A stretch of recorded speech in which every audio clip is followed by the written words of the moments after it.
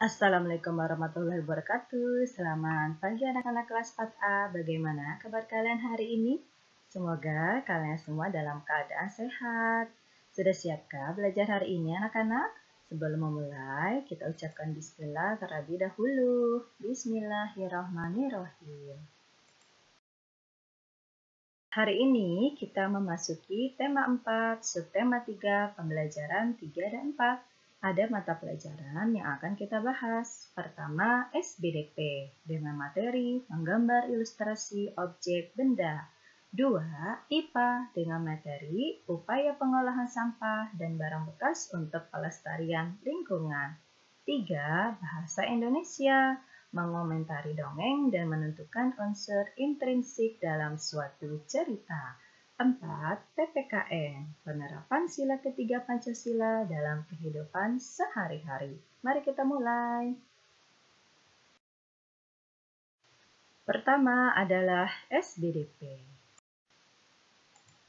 Gambar ilustrasi adalah suatu gambar yang mempunyai fungsi dan sifat untuk menerangkan sebuah peristiwa. Gambar-gambar ilustrasi merupakan suatu karya seni rupa dua dimensi yang mempunyai tujuan untuk memperjelas suatu pengertian. Contoh gambar ilustrasi dapat berupa pemandangan, misalnya pantai. Kita lanjut dengan pelajaran kedua, yaitu IPA. Sampah adalah barang yang dianggap sudah tidak terpakai dan dibuang oleh pemiliknya. Akan tetapi, bagi sebagian orang, sampah dapat digunakan kembali jika dikelola dengan cara yang benar. Saat ini banyak cara untuk memanfaatkan barang-barang bekas atau sampah menjadi barang yang lebih berguna dan bernilai ekonomi. Barang-barang yang bekas dan sampah dapat diolah dengan cara 4R. Apakah kalian tahu apa itu 4R? Berikut ini adalah penjelasan tentang 4R. 4R kepanjangan dari reduce, reuse, replace, dan recycle. Kita bahas satu persatu. Yang pertama adalah reduce. Reduce artinya mengurangi penggunaan barang yang dapat menghasilkan sampah. Nah, anak-anak, kita dapat meminimalisir pemakaian benda-benda yang menghasilkan sampah, seperti benda sekali pakai, contohnya ketika berbelanja. Sebaiknya kalian membawa tas belanjaan sendiri, sehingga tidak perlu menggunakan kantong plastik. Yang kedua adalah reuse, merupakan sebuah aktivitas mengelola sampah dengan menggunakannya kembali. Adapun contohnya yang pertama, yaitu kalian membiasakan diri untuk tidak membuang kantong plastik. Sebaiknya kumpulkan kantong plastik tersebut agar dapat dimanfaatkan kembali untuk tempat belanja. Kedua, aplikasikan kaleng bekas di rumah kalian untuk dijadikan pot tanaman, tempat pensil, dan lain sebagainya. Supaya lebih indah, kaleng tersebut dapat kalian cat atau dihias sesuai keinginan kalian. Yang ketiga adalah replace, artinya mengganti barang yang ramah lingkungan. Contohnya, mengganti pemakaian kantong plastik yang biasa dengan kantong plastik yang biodegradable. Nah, saat ini kan sudah ya pemerintah mengeluarkan perintah kalau di supermarket sudah tidak ada lagi atau sudah tidak mendapatkan kantong plastik. Jadi, apabila kalian ingin berbelanja, kalian membawa tas dari rumah. Yang keempat adalah recycle, merupakan kegiatan mendaur ulang sampah. Nah, kegiatan ini biasanya dilakukan di pabrik. Sampah yang di pabrik nantinya akan diolah menjadi barang baru yang dapat dimanfaatkan lagi. Kamu juga dapat membantu loh untuk proses daur ulang ini, yaitu dengan cara mengumpulkan dan mengelompokkan sampah plastik. Contoh dari sampah plastik, botol minuman, bekas ember, tidak dicampur dengan sampah lainnya. Berikan sampah plastik kepada pemulung atau petugas kebersihan. Berikut ini adalah contoh barang-barang yang terbuat dari sampah.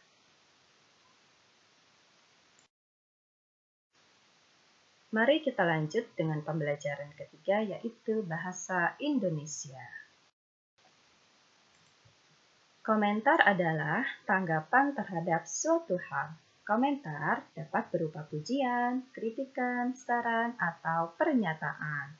Hal-hal yang dapat diajukan dalam berkomentar antara lain hal yang menarik, hal yang tidak atau kurang menarik, dan kelebihan serta kekurangan dari buku cerita yang dibaca. Berikut adalah hal-hal yang diperhatikan dalam memberikan komentar dongeng. Pertama, sampaikan komentar secara logis, masuk akal, didukung oleh alasan yang kuat. Dua, gunakan kata-kata yang sopan dan tidak menyinggung perasaan orang lain.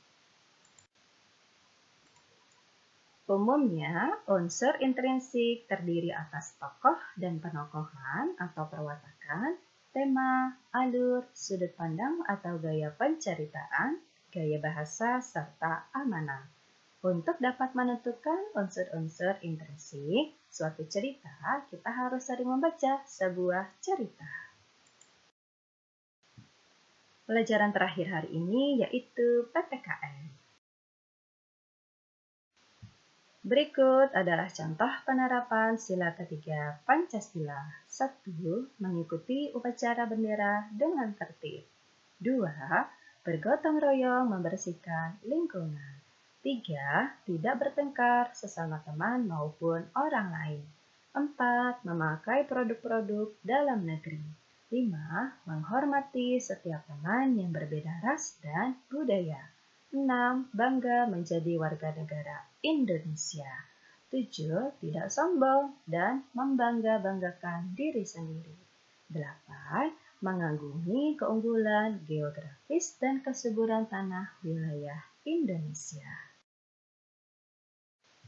Materi hari ini selesai sudah Ibu sampaikan. Mari anak-anak kita lanjut dengan tugas tema. Tugas tema pertama adalah SBDP. Ayo gambarlah sebuah kapal nelayan seperti contoh. Setelah digambar, kalian warnai gambar agar terlihat menarik. Untuk contoh, kalian bisa ikuti gambar yang Ibu berikan atau kalian bisa mencari gambar lain sesuai dengan kreasi kalian masing-masing. Batas akhir pengumpulan SBDP sampai besok ya, hari Rabu. Tugas kedua, IPA. Buatlah mind mapping atau peta pikiran tentang mengolah sampah. Kalian buatlah tabel seperti contoh yang Ibu berikan, lalu diterangkan satu-satu bagaimana cara mengolah sampah. Yang tadi kita bahas anak-anak, yaitu tentang 4R. Nah, di setiap kotak nanti kalian jelaskan R yang pertama apa, R yang kedua apa, R yang ketiga apa, R yang keempat apa. Jangan lupa ya dengan tulisan yang rapi. Tugas ketiga, bahasa Indonesia. Ayo membaca. Kalian bacalah cerita yang berjudul Pentingnya Budaya Tegur Sapa dengan Saksama.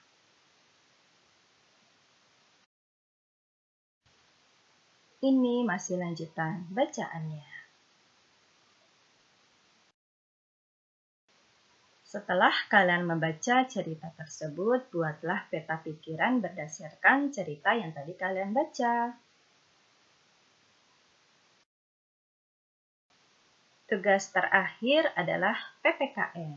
Berdasarkan cerita pentingnya budaya Tegur Sapa, kalian jawablah 5 soal berikut ini. Anak-anak kelas 4A, selesai sudah untuk pembelajaran kita hari ini. Terima kasih telah menyimak video yang Ibu berikan. Apabila kalian mengalami kesulitan, mintalah bantuan kepada orang tua kalian. Dan untuk tugas membuat peta pikiran, apabila di buku tulis tema tidak cukup, Kalian dapat membuatnya di kertas HVS polos atau di buku gambar. Sampai jumpa besok. Wassalamualaikum warahmatullahi wabarakatuh.